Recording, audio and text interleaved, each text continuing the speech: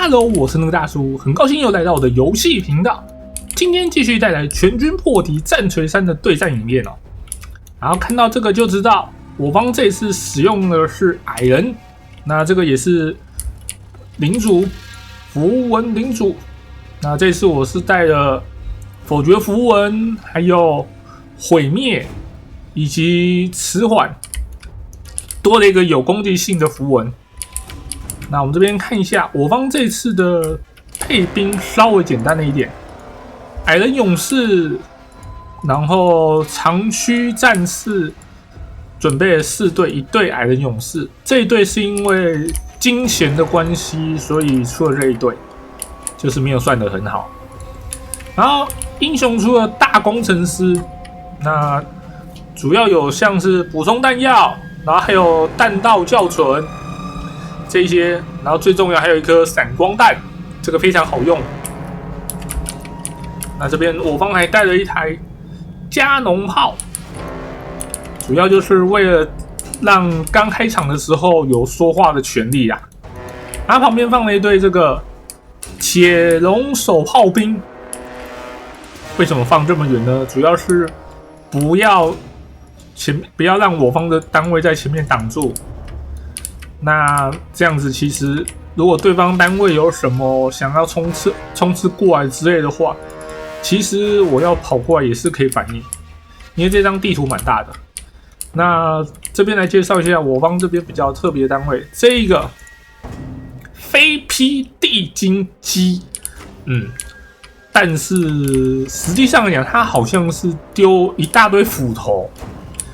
等等，我們來看一下它的發揮吧，因為數值上面寫它的攻擊力是高達3040，就是10秒後累積的傷害，這數值真的很誇張。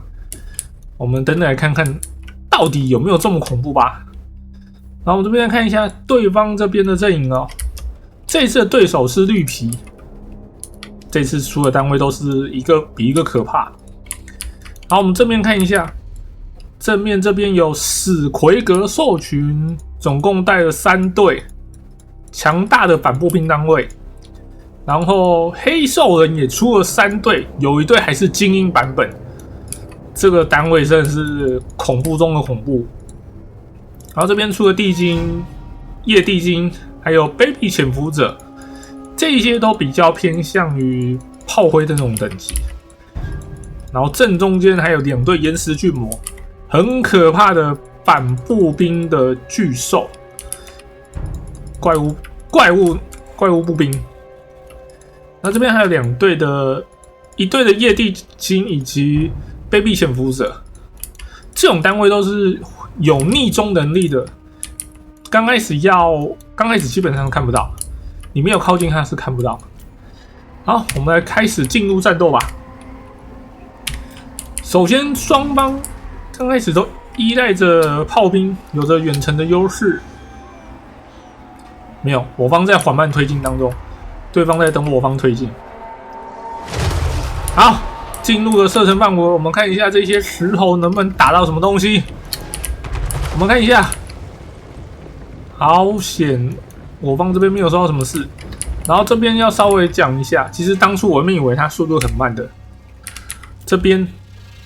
它這個單位移動速度有40，這個速度非常快。在矮人來講，40這個數字算非常高的，哪怕是符文領主騎乘坐騎也不到40。你要知道，矮人的移動速度真的是一個比一個慢，40這個速度真的是太快，非常快。以矮人來講，所以一剛開始我方在那個行軍的時候，我沒有注意到，因為我一直在操作這個加農炮，我一直在找比較好下手的目標，我完全沒有注意到這個移動數。然後這個時候有反應到，我才先讓他們停下來，就是盡可能的跟那個部隊走。我突然又爬起來，是因為我剛剛看到我方這一隊重創，所以又怕中彈，所以速度又重新拉了起來。好，我們這邊看一下，也差不多快要接戰哦。因為這邊我知道也差不多快要到那個攻擊了，所以呢，這邊就是開始先把那個再調配速度。不過有一直很那個擔心對方的炮兵啊，因為對方炮兵他總共是2個隊伍4個大炮，是蠻危險的。好，不過這時候對方突然切入，我方還沒有弄得很好，配速還沒有配好。我們先看一下，他這個瘋狂的射這些斧頭，我們看一下這個傷害。我們放慢速度看一下，射完一輪，這個是黑獸人哦，他面對的是黑獸人哦。射完一輪，黑獸人基本上血量都剩下的都不到50%，都低於50%，被擊毀一輪，就可以知道這個單位輸出有多可怕了。啊，黑色人直接被打跑了，這傷害輸出。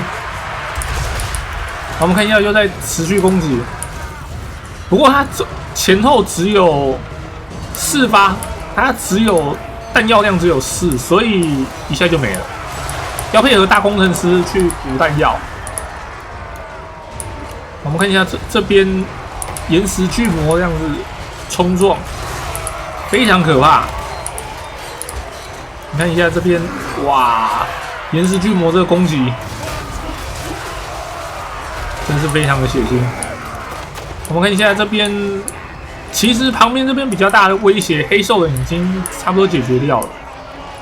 史奎格獸群雖然說也是蠻棘手就對了，但是我覺得威脅最大黑獸人已經解決，就還可以處理。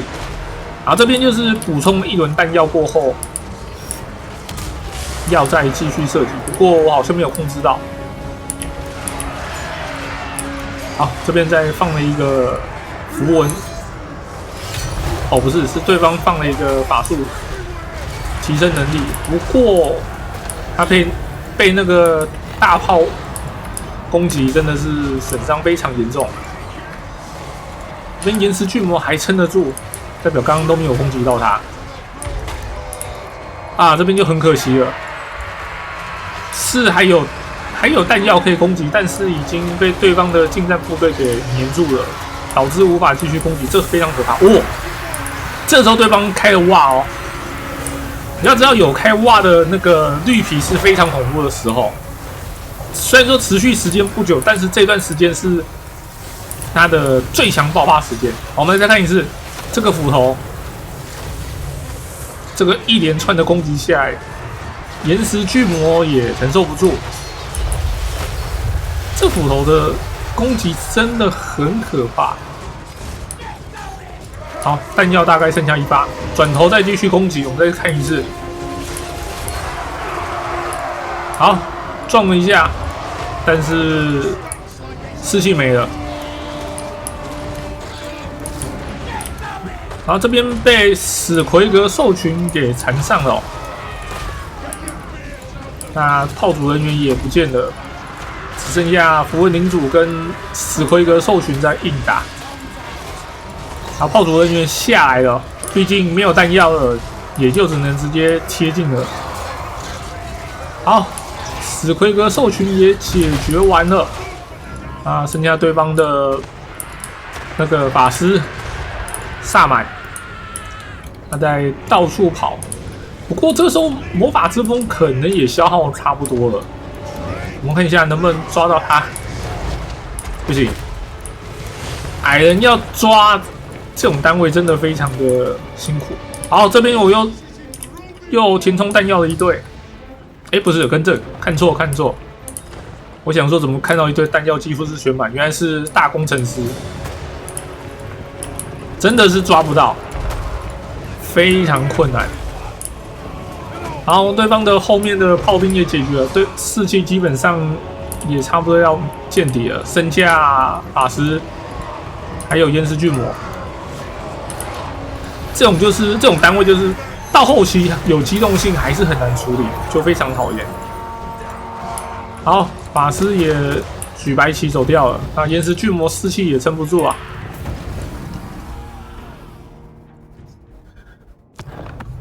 主要就是靠這幾台炮兵啊，他們丟出那個斧頭非常恐怖，有着巨大的破壞力。基本上对方的黑獸人是沒有發揮到什麼東西的。看這個數字，10個、5個、24個，照理來講都不符合他們的價錢啊，都是被打得亂七八糟的。好，那其實這部影片大致上就是這樣子啊，主要就是有讓這些斧頭好好的做事，那就會這個樣子，把對方的一些比較難纏單位先解決，那後面單位就比較好處理啊。主要是嘗試一下這個單位到底是如何，因為我看到它賬面上面的數值寫得蠻高，我覺得蠻可怕的，想說試試看，結果真的很可怕。